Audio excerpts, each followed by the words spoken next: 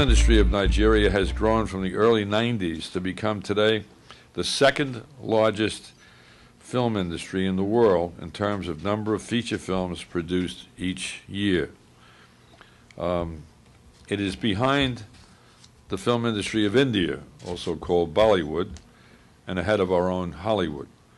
Its global sales have been estimated between $200 and $300 million a year, with $1 million in sales here in the United States every year. In the United States, the industry provides thousands of jobs in the production and distribution of Nigerian movies. Okay, I just have a few people. I'll take care of that, and I'll have a break in a minute, all right? Break again? Yes, are you the last person from this set? These are my wives. Your wives? Yes, I'm Chief Nicodemus Boss. How many people are traveling to America? All of them. Let me see their faces. Let me see their faces. See. First wife. This is your first wife? This is my second wife. And this is the third one. Yeah. How many wives do you have? She's your wife too? Yeah. The youngest. Under 16. Unbelievable. Yes. And you're going to America with everybody. I can only issue a visa to you and one wife. Can you please decide which wife is going with you to America? All of them are going with me. No, I'm not issuing the visa to everybody. You have to issue. Can you please decide right now? Can you take it easy? Can you take it easy? I'm going to issue a visa just for you and one wife. Can you please decide who that is? I'll give you a minute to decide. Otherwise, I'm going to turn and cancel all the visa application. This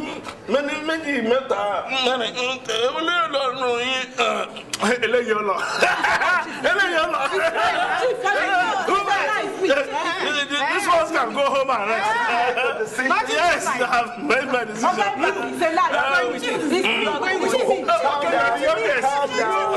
Calm down. Can you please calm down?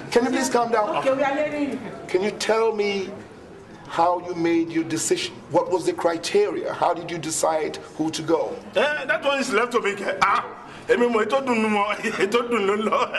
one that is sweet. The sweetest. Please go have a seat. The Nigerian-American community is but one of the many different cultures that makes Brooklyn so special. Today's announcement is a reminder to thieves of intellectual property that my office places them on a high priority for prosecution.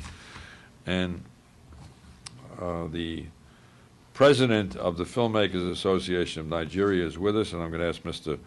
Tony Abulu to come to the lectern. Mr. Abulu? Thank you very much, District Attorney Hines.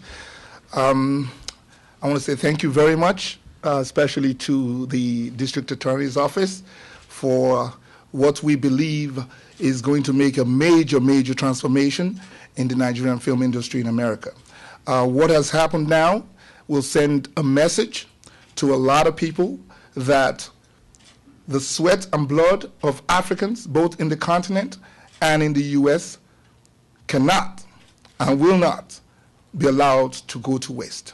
The Brooklyn DA's office has made a major change in the future of the Nigerian film industry. Can we please give them a round of applause?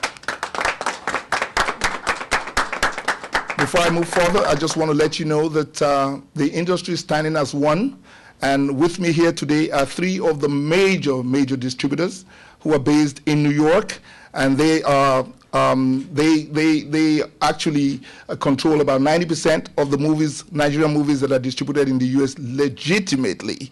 And the process is they go to Africa to support their brothers and sisters there. They buy rights, for distribution rights of the movies legitimately and pay for those rights. They come back to the U.S. and work with replicators that are American companies and spend a lot of money with all these replicators, and then of course they distribute these films. And now we find that some corporates out here are trying as much as possible to ruin that viable industry. You'll be called at the other counter and you pick up your passport, okay? Thank you very much. Okay, please go ahead. Next. Good morning, my good man. Good morning, Pastor. Thank you, my son. Bless you. Yes, well, what are you going to America for? I'm going to America to attend the coronation service of His Majesty, His Excellency, and Pontiff Cardinal Rufus Thomas of Cleveland, Ohio. Cleveland, Ohio. What denomination is your church? Well,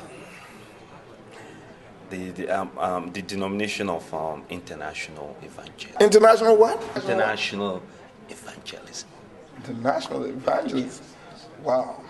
That's interesting. Where's your headquarters? Where's the headquarters of your ministry? Yeah, in America. Well, listen.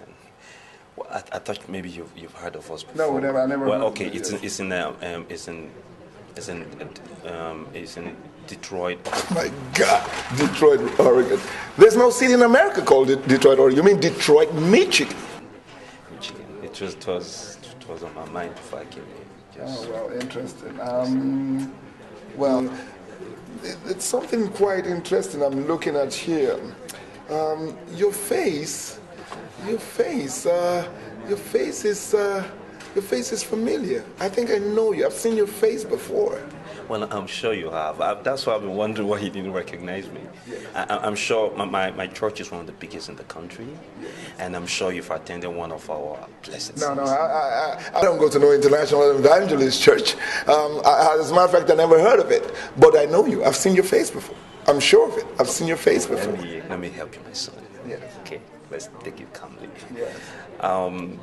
Must be TV. I'm a TV evangelist, and we've done many programs. A lot of souls have been saved through us. Miracles wrought through us to deserving public. After this, yes. I want to conduct a small prayer session for you and your Okay, thank you. Well, thank you very much. Thank you very much. Right now, I'm looking at some of your documents here. Listen, it's coming to me. I have seen your face before. You were here last month. No. You were here last month, and you were not as a pastor. You were here as a customs officer, no, right? People that look like. No, I told you. Look, I've seen you. You've been here before. Let me explain. I've never been before. You cannot insult a man of God. Get me security right now. It doesn't come to that. Get me security right now. Get me security. Yes, sir. Come on. Okay. Sorry. We have Mr. Tony Abulu in the house, and apparently we want to talk to him. He's a prolific filmmaker. We want to have a brief discussion.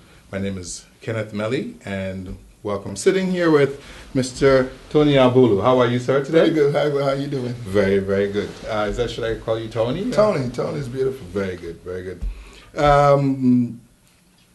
What would you like to tell me in regards to what is Nollywood, in fact, Nollywood? Yes. Well, Nollywood is an acronym that was given by a New York Times writer to describe the Nigerian film industry, which actually, by all counts now, is regarded as the second largest film industry in the world in terms of number of movies that are made per year. So you can imagine how important it is in the scheme of things when you talk about films all over the world. One of the first things we did was spend 5 years in educating the community. We went into almost every store. As a matter of fact, all these culprits that you see, I have personally been to their stores over 10 times each. And apart from that, we spent a lot of money advertising, talking about the difference between the original films and the copyrighted films. We also went ahead to educate the consumers what it means to defraud Africans of their sweat and blood. So many of these guys, if not all of them, have chosen specifically to make this move because they feel that they can make a little bit extra money. So the education has been done. That's what I hear. And apparently you've been one of the pioneers in the film industry. Could you give me an idea, tell me exactly what kind of prompted you into getting involved in films from the beginning? Well, I started out as a magazine publisher about 25 years ago. And I published for like 10 years. And then I realized that the medium of print was not was not quite as effective. That I did not have that punch. That punch. Motion pictures. Yeah, the number of people that you want to meet, and a lot of people would prefer to sit for like 1.5 hours, 2 hours to get the whole message, as opposed to just sitting and flipping through pages of a magazine. So I decided, why don't I make films? But prior to that, when I was in college, back in Africa, I had written a script, way back, called The Scroll. And that was when we were supposed to have shot our first film in 1976. Okay, very good. In college. And we had a lot of people that came in and were supposed to shoot the film, but then they said, you got to get out of school for 9 months. Then we had to try to raise money, and at the same time we were trying to concentrate on schoolwork. Unfortunately, we couldn't make the film, but the bug had bitten at that time, because I spent a lot of time in pre-production for that film. And so ultimately I said, well, eventually I'm sure I'm going to make a film. So when I started my company in Africa in 1982, one of the things that I projected at that time was that I was going to make films. Okay, very good. So in other words, the creation, the writing of that script, obviously without a good script, obviously there's going to be a problem in getting a decent movie. Yes. Although some films today are made and are successful without just from graphics and animation in today's business. But obviously the development of a good script definitely has a potential to make a good movie. Yes. And that's what you had set out for to do. So that leads me to my next question. What would be the first real film that you successfully produced? Well, it was called Back to Africa, and it happened to be my first film. Okay. I was already in the States then. Mm-hmm. And I had written a script called American Dream, and had reached out to some of the most prominent actors in America then, Ozzie Davis, the late Ozzie Davis, yes, Ruby Dee, John Amos, Isaac de Bancole, a lot of John Canada Terrell, a lot of actors had signed on board. Okay. For that film. That was around, I think, 1992. And I was trying to raise about $2 million then to make that film. Very good. Just like my first idea. That's very low for an independent film, by the way, in the United States. In the States. So I was trying to raise about $2 million. I ran around the whole place for many years, close to about 4 years. Each opportunity would come to a dead end. And eventually, a very good friend of mine, Femi Lasade, who is a major producer in Nigeria now, is involved in television production and so on, had moved back to Nigeria from the U.S. And on one of his visits to New York, he said, Tony, while you're waiting to do this film, why don't you come to Nigeria to do another film? Okay, so that thanks to the ball started rolling. The ball started. So I said, hey, he said, I have all the equipment, but they're all digital equipment. I have the equipment, I have the crew, I have this hub where all the artists come in. But he needs the real filmmaker to come in and handle the equipment. Say, I can help you out if you come down, let's do something. Okay, so that sort of like got you involved. Exactly. Hands-on. Hands-on. I said, okay, let me do that. I wrote the script within a week, and I was in Africa.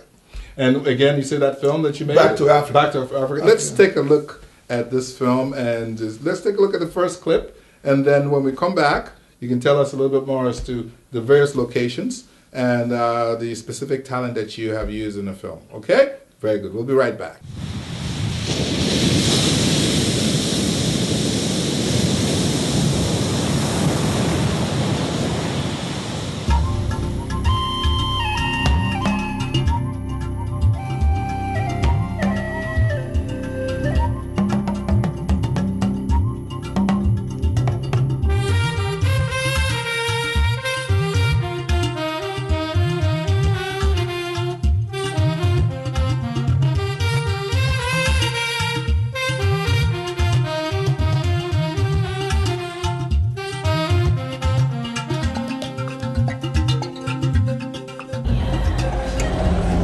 all those people. Girl, I have never seen so many black people in my entire life. Are you kidding? Serious. Welcome to Nigeria, Shadi, the giant of Africa. Welcome.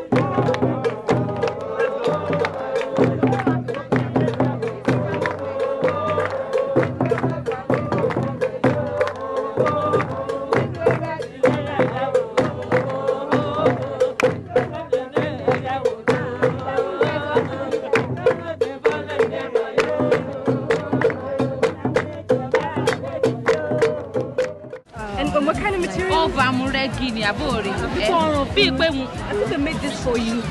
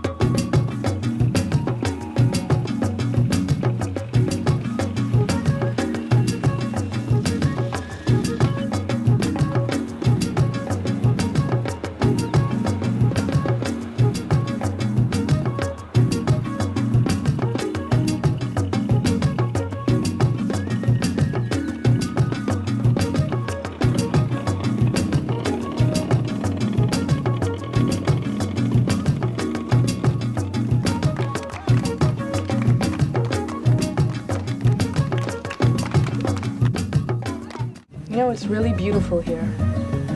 So serene, peaceful. You know, I think I could live in a place like this. You really think so? Yeah, I really, really think so.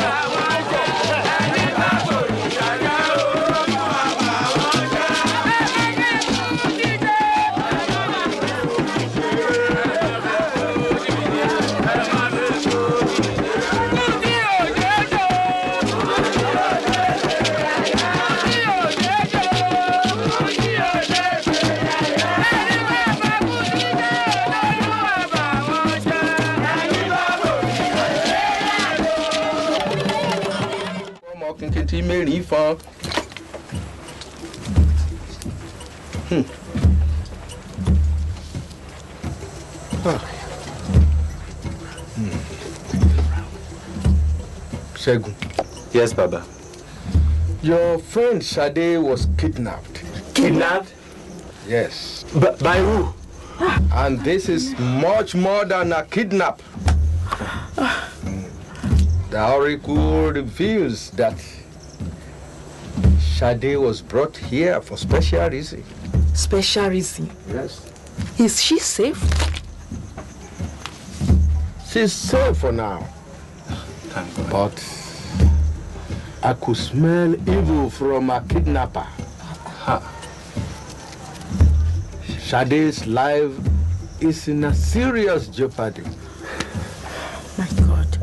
Long. Ìjànrigi ńláwo ti jànrigi ìjànrigi àwo jànrigi ìjànrigi rigi ìjàngàdà adífá fún Ọ̀rúnmìlà níjọ́ fàdádìgbé wọ́n ní kúdé. The only solution, egg of life. Egg of life? Egg of life. What is egg of life? Egg of life. Ẹyin ayé. To undertake the courageous quest of the greatest hunter. Remember, you have but 3 days to fulfill your task.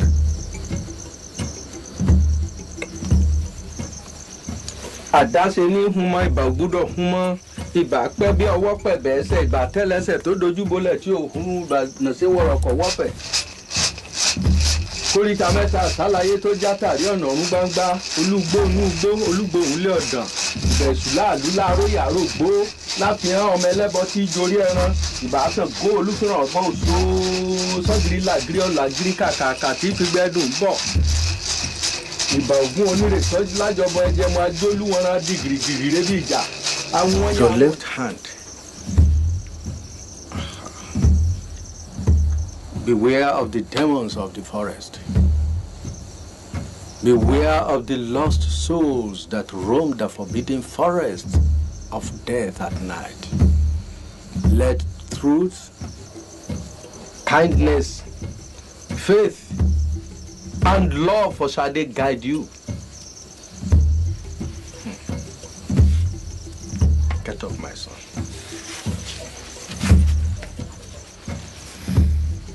My son, bring back the egg of life.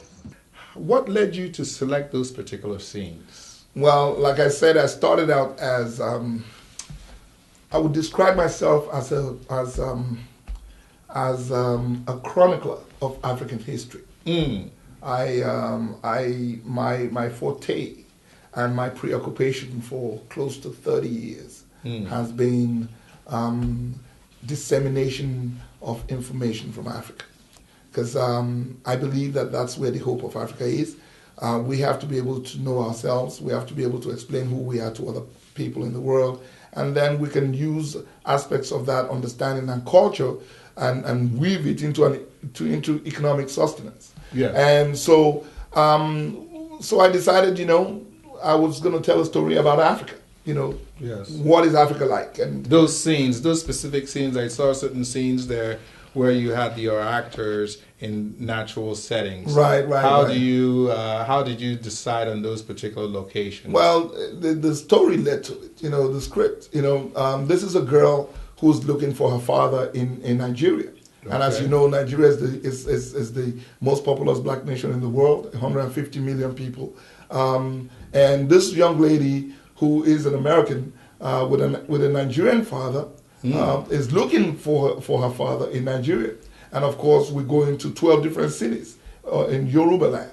And we're going in deeper and deeper, starting out in Lagos, the hustle and bustle city of Lagos, and then we're going into the hinterland. And you begin to see the topography change, you begin to see the look of the place, you begin to see how the culture of the people, is gradually changing and becoming more earthy. And saying that, I really, really like that aspect of it. And there was a particular portion in your film which we haven't yet seen. Let's take a look now and see how we get into the rural areas and a cutaway of some scenes that happen in the rural areas. Watch this, please.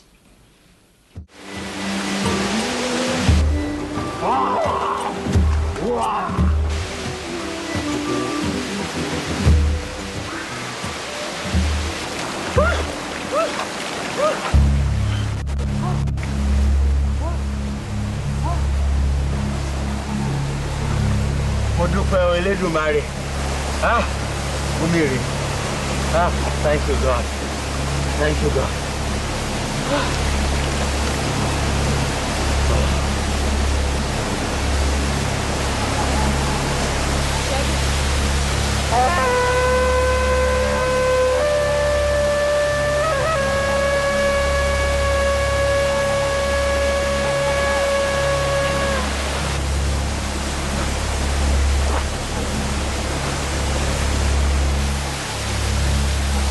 Shadi! Shadi! What are you doing here? Oh!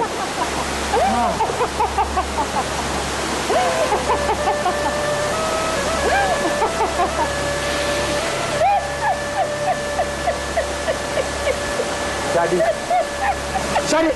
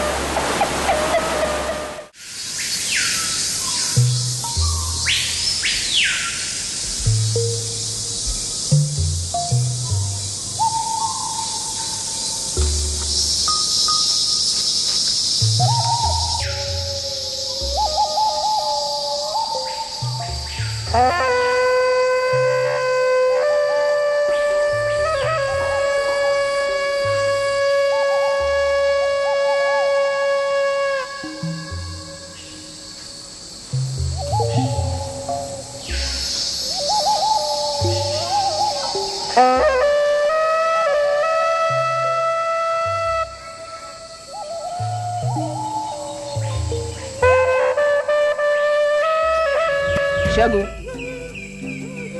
you have been chosen to receive the egg, the knowledge of life. Oh! The egg of life.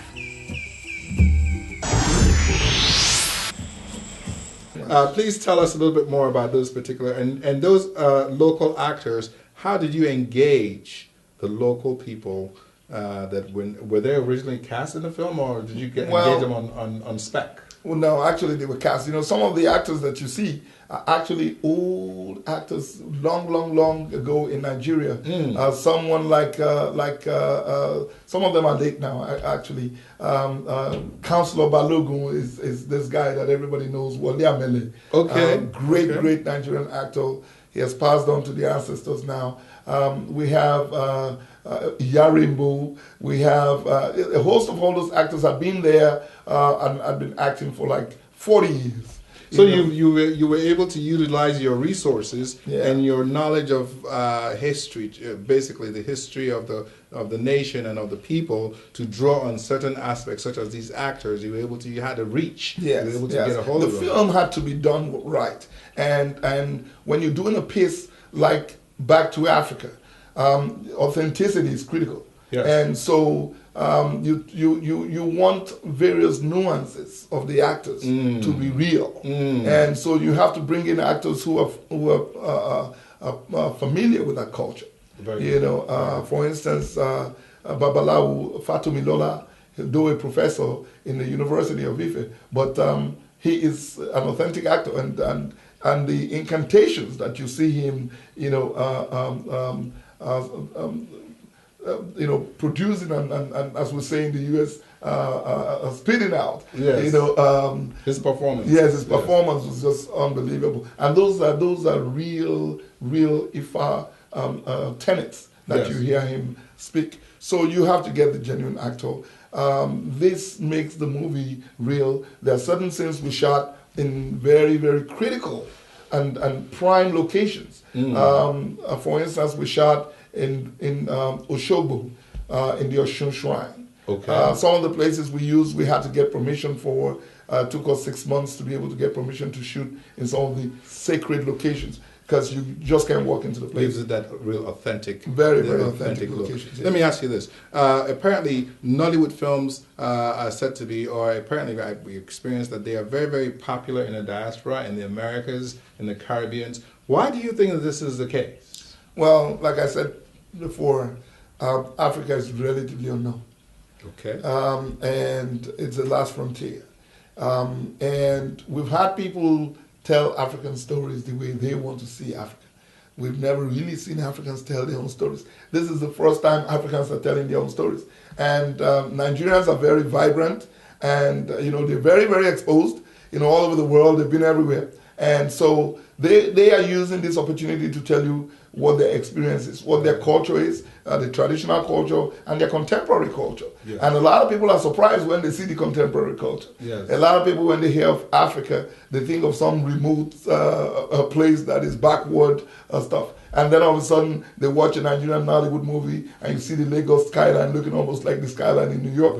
You know, you see people living lives, living in beautiful mansions and apartments. You see people speaking particularly well. You see basically what's happening abroad is happening in contemporary Nigeria, in Lagos. And you begin to see some of the problems that they have as well in dealing with themselves and so on, interacting with themselves. And I think that for those who are really interested in Africa, they find that really, really welcoming. In other words, what you're saying to me now is that for most people in the diaspora, those who cannot afford to go to Africa and those who don't really have the time or, you know, want to know more about the continent, especially in the West Africa, Nigeria, local area, when they watch these films, they get a good view, a window, so to speak, into the culture. They get a good sense of the culture and a good sense of who they are, where they're from. You know, they can use some of this to educate their children, you know, about Africa. Africa has been totally misrepresented over time. And if people don't know who you are, it's going to be very difficult for them to support you. Yes. The Nigerians have done a great job in propagating a contemporary aspect of their personalities. This is very good. Yes. So this is what people are watching and they enjoy it. The stories are very engaging. Yes. You know, the technical quality may still be a little jagged, but as people are noting, the improvement is there. They're improving a lot. And recently, the Nigerian president just gave an endowment of $200 million. The movies are going to become great A movies. Speaking of improvement, Tony, you have a recent movie in which you produced, and I see the quality of that kind of took it up a few notches. Yes, well, two reasons. One, the digital technology is improving by the day. Yes. That's number one. Number two, I decided to tell a story that is an American story, yes. You know, an American film. When you shoot films in the U.S., it's a lot easier than when you're shooting a film in Africa. Because in the U.S. you have all the equipment, you can easily just make a phone call and you get the kind of lenses you want, you can easily make a phone call, you have all the jibs, you have, you know, that kind of stuff, as long as you have your budget. Right. In Africa it's a little difficult. You're struggling with the fact that sometimes electricity, the power outages that are occurring, yes. You know, you're running and gunning in Africa. So it's a lot more difficult to guerrilla style production. It's a lot more difficult to shoot films. Tell me a little bit more about the storyline of this, of Crazy Like a Fox. Well, it's a middle-aged, extremely successful Harlem psychiatrist makes the mistake of going to marry one of the most gorgeous 22-year-old ex-models from Paris. Hold it right there. What I would like for us to do now is to take a peek into Crazy Like a Fox. Watch this. Crazy Like a Fox. So seductive, so sexy, and so dangerous. Coming soon to a theater near you.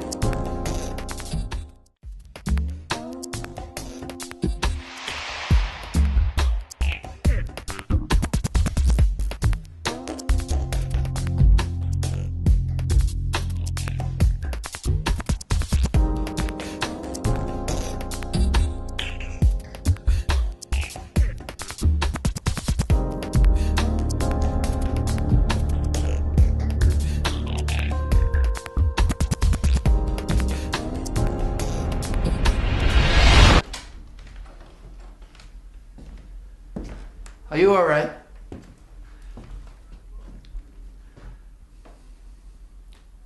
I'm really sorry about what I said this morning. You know I love you. You know, I just hate to see you like this. But we're gonna be okay.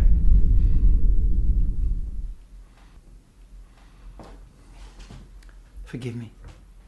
What are you doing home? Thought you were supposed to be at the office. I came to apologize and make sure you're okay. I'm fine. I just took my medicine. I just need some sleep. Good. Good. You get some rest, you're gonna feel better. I've got a meeting with Johnny Jackson. I'll be back a little bit later.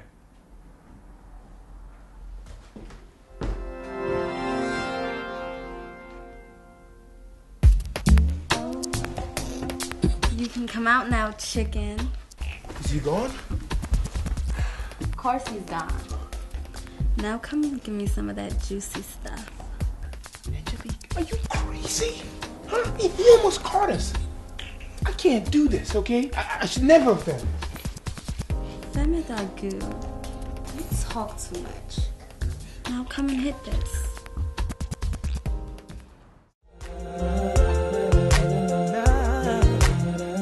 You make me say,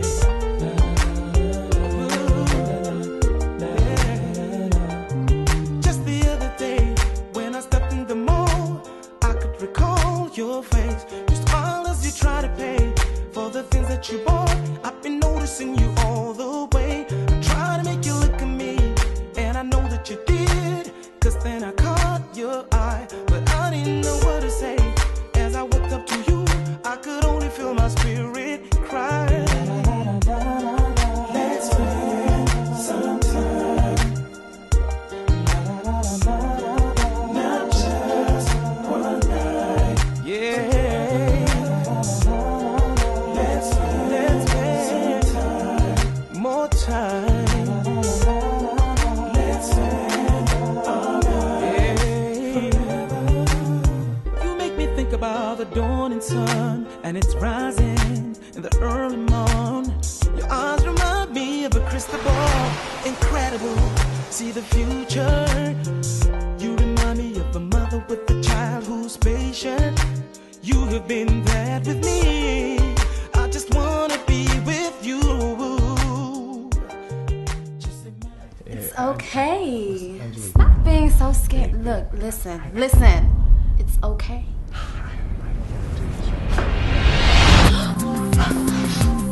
No, Pierre, get off him! Get off him! Get off!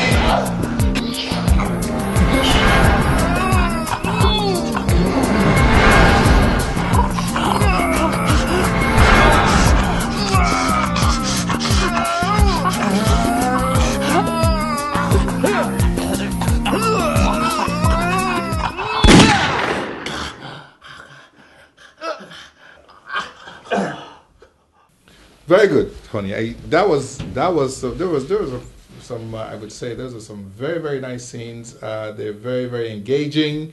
Again, the quality of the production was very nice. Tell us a little bit more about how you came about writing the story.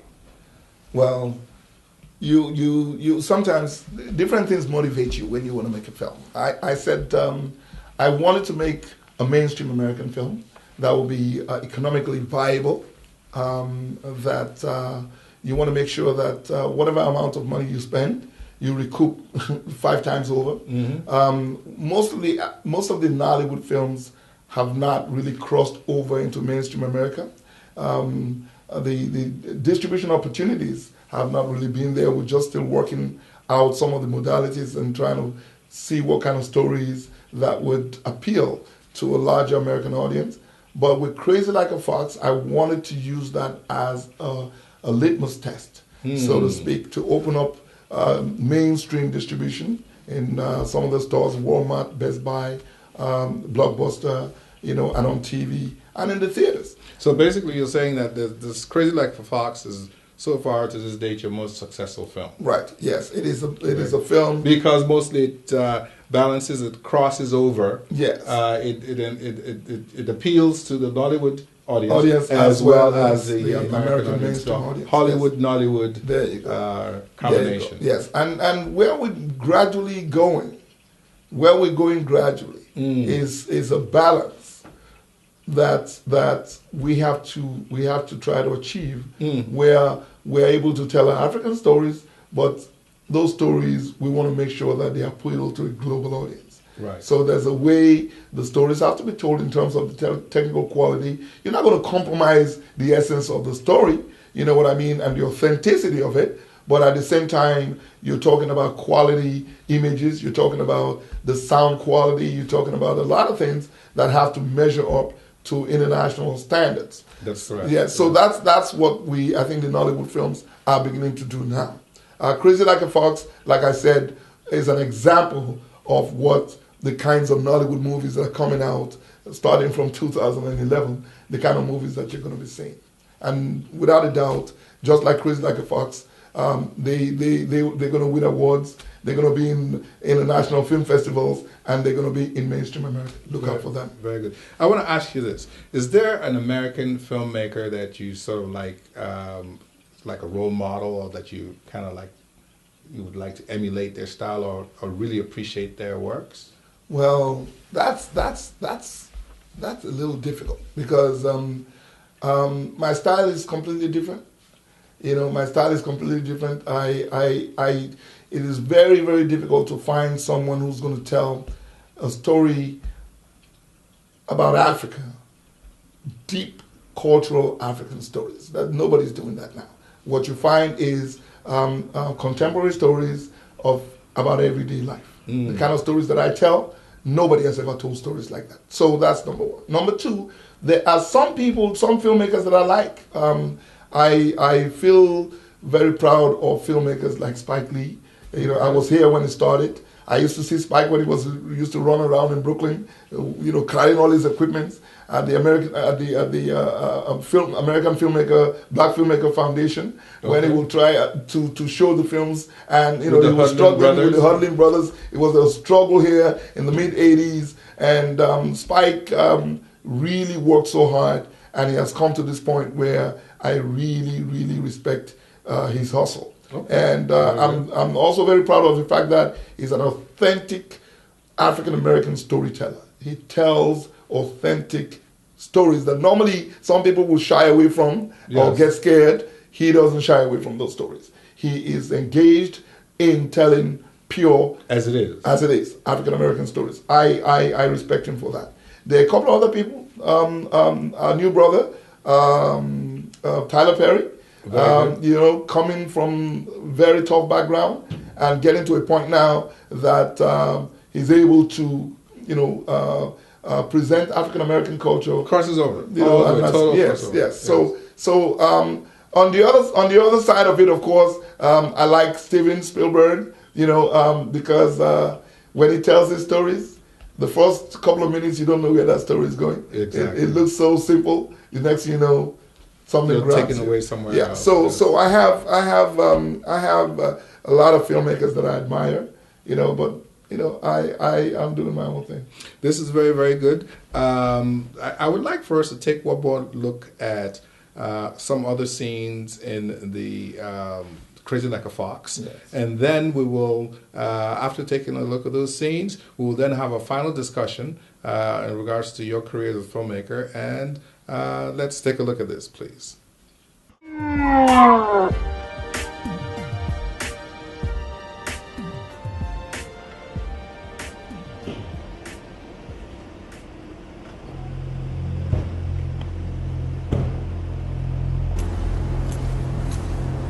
Evening, sir.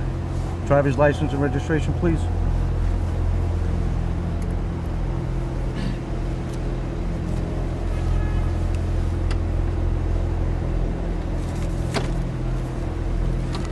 You know why we stopped you, sir?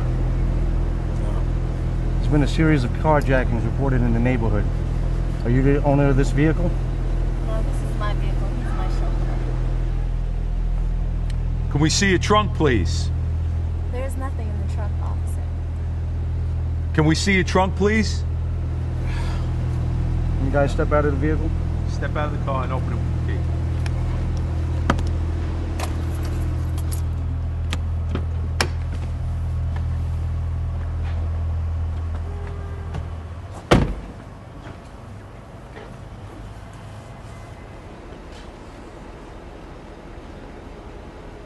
Just open up the trunk.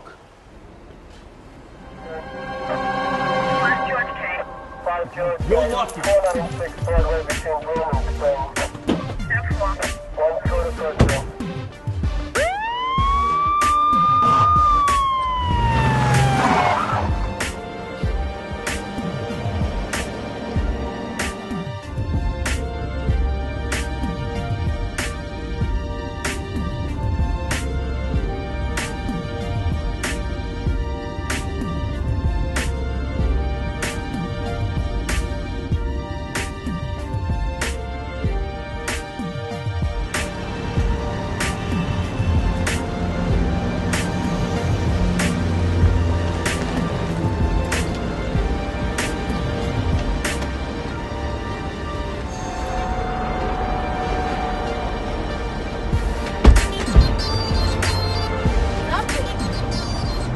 Here? The cops are gonna find it. That's the point, dummy. They're gonna think some carjackers killed and dumped him. Angelique, have you done this before? You seem to know a whole lot about this. NYPD blew in the soaps, fool. What else do you think I do sitting at home all day? Now hurry up before someone sees us. We'll dump the car in New Jersey and we're just gonna take a cab back to the city, okay? Come on, hurry up!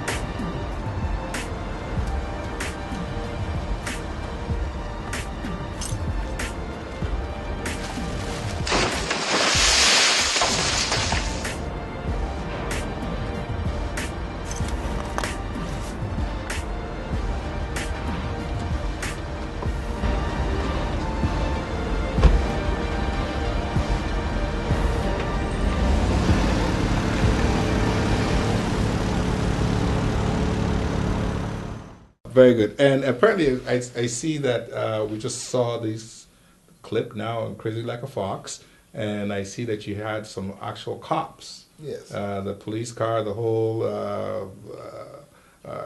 cops. It's like one of those cop movies. Yes.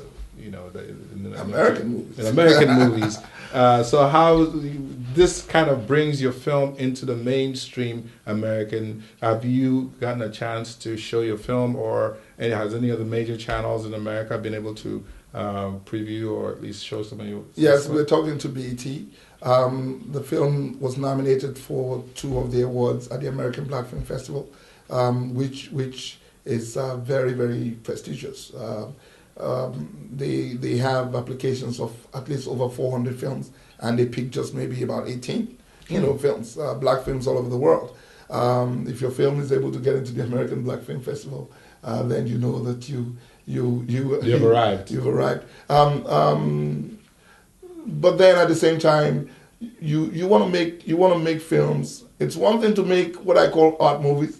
Most of the African movies have been art movies where you just go and watch them at film festivals. Right. You don't find people going out paying monies going to watch them in theaters. Right.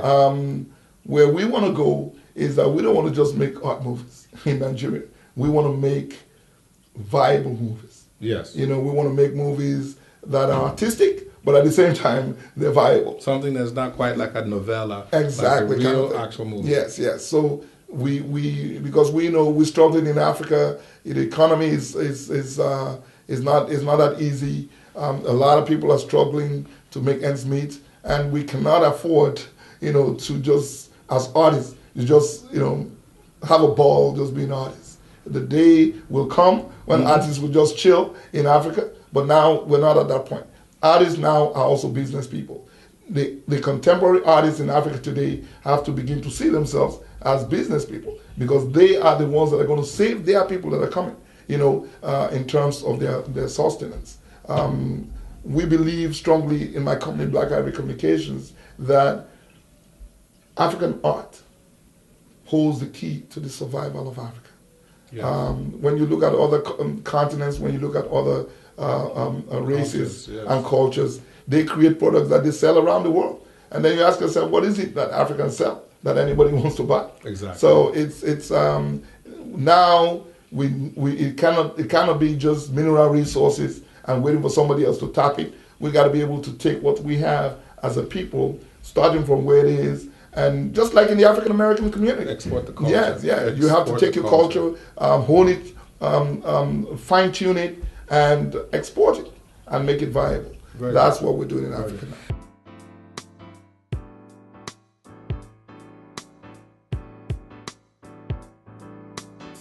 You came to me out of the blue and touched my heart in a way that no one ever could. And with your smile that made my heart run miles, you made me want to love and be loved again. You fill my heart with laughter. You're full of wonder, joy of my heart. Your love in my life. Our love is your love. So deep is this love. God bless our love. Oh, I'm so glad we're together, still going strong despite what's some.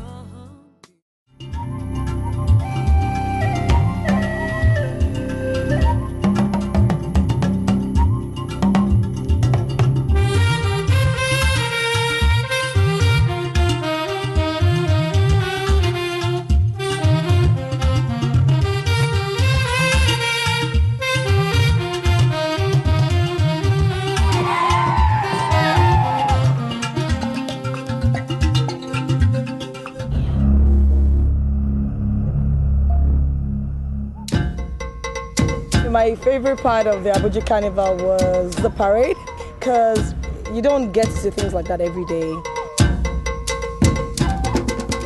The Abuja Carnival is a once-in-a-lifetime experience.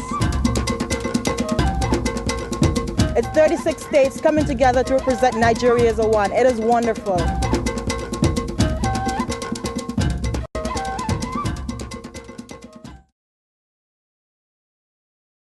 Let me ask you this before we tail out for the interview.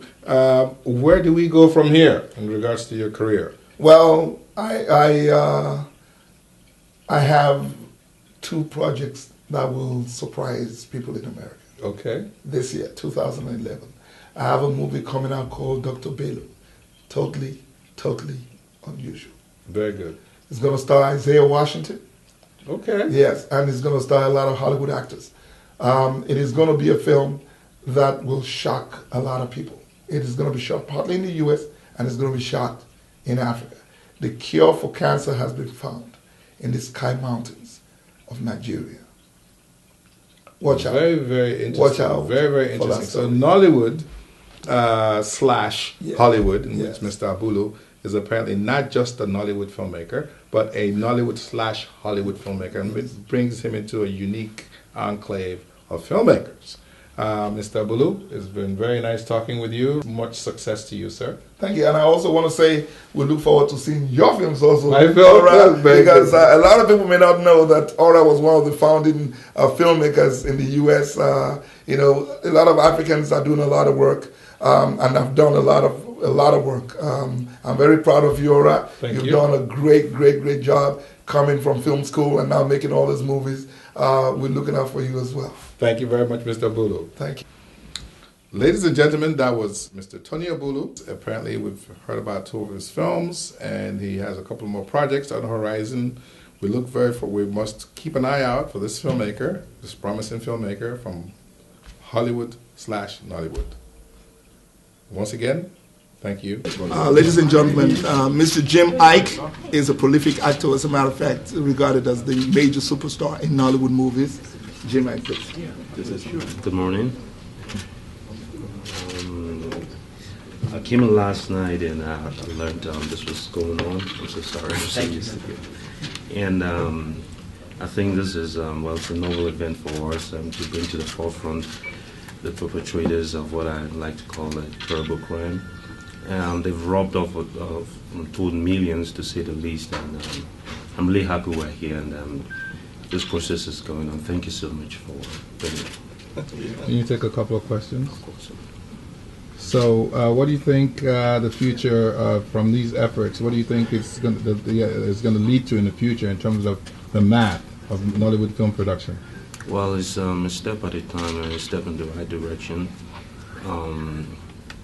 To bring the people of America to a certain consciousness to see what is being done to us regarding what we're supposed to get, and as regards our intellectual properties is something good. And I'm saying again that, well, back home, I mean, some 2-3 years ago, we deemed this completely inconceivable. So it's a step in the right direction, and we're happy it's happening, and can only get better from here. Okay. Can you tell us how it feels to see your face on bootleg copies? Do you feel, I mean, do you feel violated, or how do you feel? I feel robbed, sorry. That's to say the least. It's, we all know how much work it takes to create anything in whatever manner, you know, ramifications it comes from.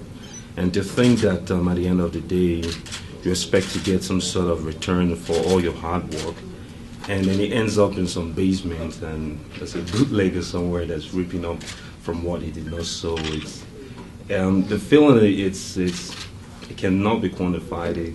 It's something that you feel not only valued, you feel abused, and then you feel your rights have been trampled, and then there's nobody doing anything about it. And it just so happens this happens to be one of our biggest markets. And the target demographics we make the movies for reside here, and nothing has been done about it, and we just feel terrible. And when Mr. Abulu came up with this and said it was happening, seriously, I thought it was not true. And to come out here and see gentlemen and ladies and gentlemen of the press and hearing what is being done to us, it surpasses our widest imagination. I just can't wait to go back home and tell them what is new to do. Thank the Brooklyn DA for it. I thank so much the Brooklyn DA for it, to bring in at least to the forefront of people's consciousness this great movement. Like I said, my excitement knows no bound. And when I get back home, we're starting another campaign like this in London. I'm scheduled to be in London 12th of November. And to tell them that the movement started from here, I'm sure a lot of people will be very glad to hear. Yes. Would you offer DA a potential starring role on one of the... No. The better question is, will he produce my novel? Triple homicide. Still get it.